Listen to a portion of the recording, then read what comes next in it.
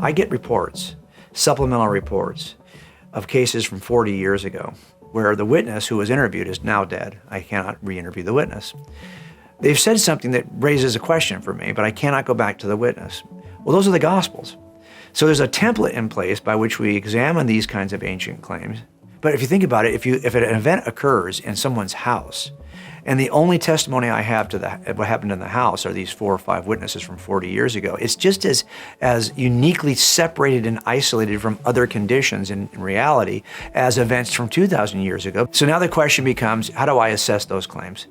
And that's where I lived for the first 9 months of examining Christianity. It wasn't that I was reading apologist to see how good the case was.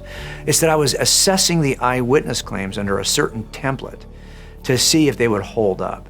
Because I don't really care about the apologetics arguments. I only care about, are these reliable eyewitness accounts, period.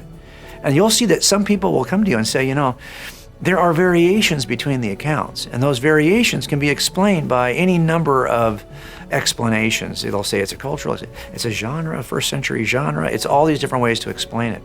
Well, if you've ever interviewed eyewitnesses, you know that if all you're trying to do is explain differences between the accounts, you don't need to jump to anything other than human nature of observation.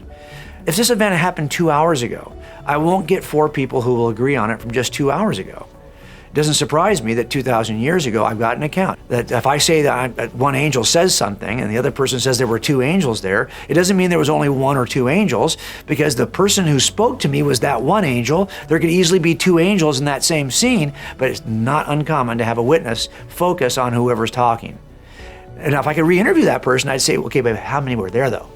And they would say, well, there was like 2, of course. Well, but you didn't say that. You only said 1. Well, the 1 was the one who was talking to me. So I get how this works in terms of eyewitness interviews. We have jury instructions in the state of California that help us in Los Angeles County to determine if someone is telling the truth as an eyewitness. 13 questions that we allow jurors to think about. Comes down to 4 major categories. Were they really there to see what they said they saw? Can they be corroborated in some way? Have they changed their story over time? And do they have a bias that would cause them to lie to us? So I knew that was my template. That's always been my template. It's my template for anyone I interview. So I just applied that to the gospel authors. And if you do, you'll find that they are remarkably resilient. And then you're stuck with, what do you do with the claims?